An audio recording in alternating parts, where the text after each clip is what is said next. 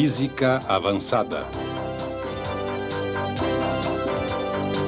Física nuclear.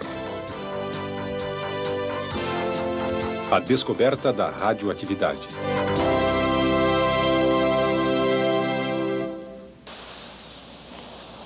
Do que você se lembra quando ouve as palavras radiação nuclear?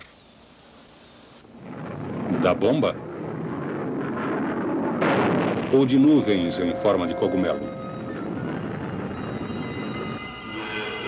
Talvez tenha visões de lixo nuclear destruindo o ambiente por vários séculos.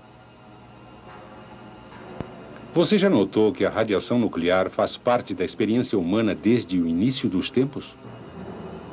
As pessoas não percebiam porque os nossos sentidos não conseguem detectar a radiação nuclear.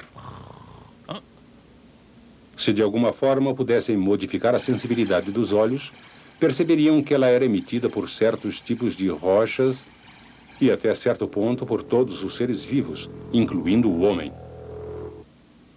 Foi em meados do século XIX que uma série de eventos revelou ao homem que a radiação existe. Michael Faraday fez experiências com um tubo de vidro contendo eletrodos, ligado a uma fonte de alta tensão.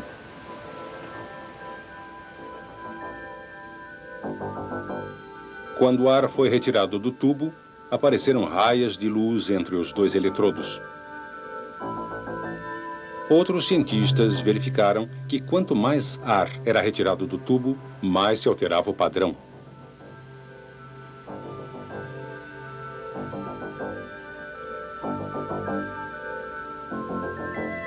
Quando se coloca uma tela fluorescente em um tubo altamente evacuado, uma linha brilhante na tela sugere que alguma coisa está se movendo entre o cátodo e o anodo. Essas coisas misteriosas foram denominadas raios catódicos. Outras experiências mostraram que campos elétricos podem defletir os raios catódicos. As experiências revelaram que um campo magnético também pode refletir os raios. Essas observações sugeriram que os raios catódicos são partículas carregadas negativamente. Quando Wilhelm Röntgen começou a estudar esses raios, fez uma descoberta extraordinária. Ele estava fazendo experiências com um tubo de raios catódicos altamente evacuado e coberto com papel opaco. Por acaso, perto do aparelho havia um papel tratado quimicamente. Quando o tubo de raios catódicos foi ligado, o papel começou a brilhar. Mas o brilho desaparecia assim que o tubo era desligado. Röntgen concluiu que raios misteriosos estavam sendo emitidos pelo tubo de raios catódicos. Ele os chamou de raios X. Logo, os profissionais da saúde começaram a usar esses raios. Eles conseguiam penetrar materiais opacos, como papel preto ou tecidos do corpo.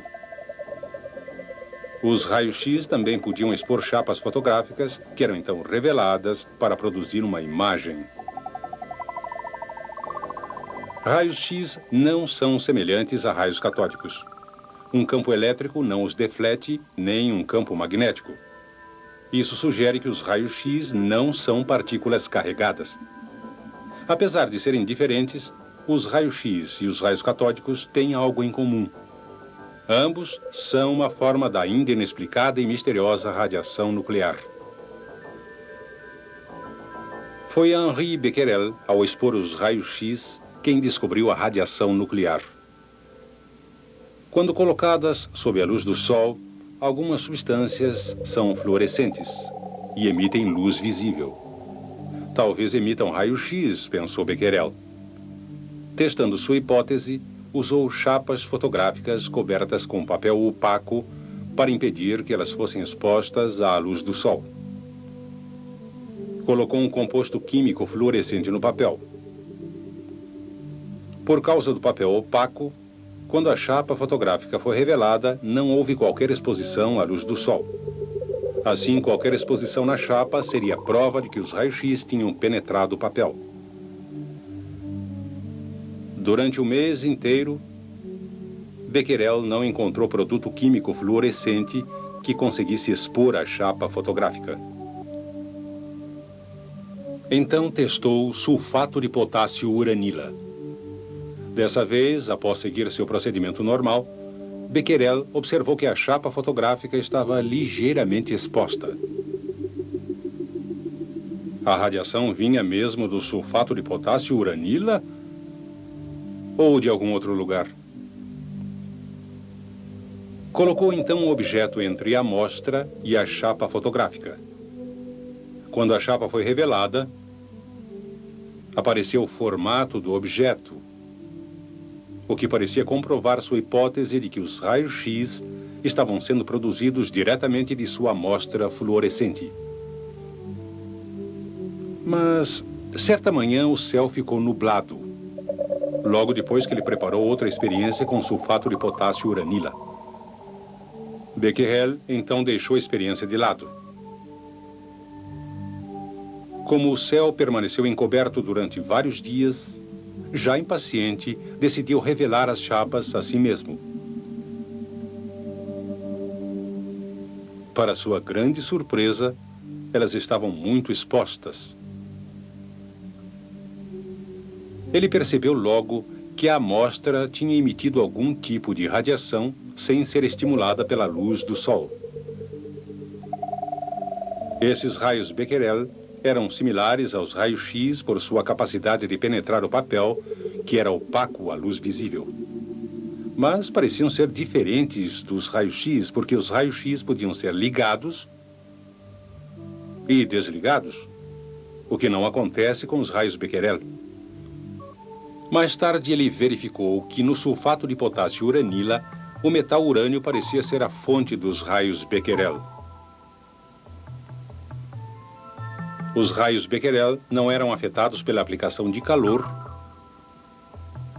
ou por tratamento do composto de urânio com produtos químicos. Becquerel também testou seus raios com um eletroscópio. Quando um eletroscópio é carregado, cada folha tem um excesso da mesma carga elétrica. As folhas se repelem. Normalmente, o ar isola essas folhas e elas descarregam só lentamente. Mas a radiação de Becquerel parecia modificar a natureza do ar ao redor do eletroscópio. O ar se tornava condutor e cargas em excesso nas folhas do eletroscópio eram rapidamente neutralizadas, descarregando assim o eletroscópio. Qual era exatamente a fonte dessa radiação? Marie Curie descobriu que o elemento tório também emitia esses raios.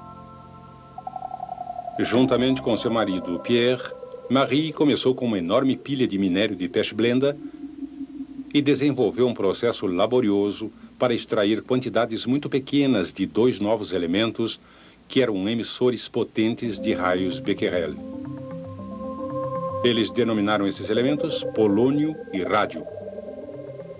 Ao contrário de um tubo de raios catódicos ou um tubo de raio-x em que a eletricidade fornece energia para produzir a radiação, esses raios Becquerel pareciam ser emitidos sem qualquer fonte externa de fornecimento de energia. Foi Marie Curie quem inventou a palavra radioatividade para descrever o processo em que substâncias produzem radiação espontaneamente.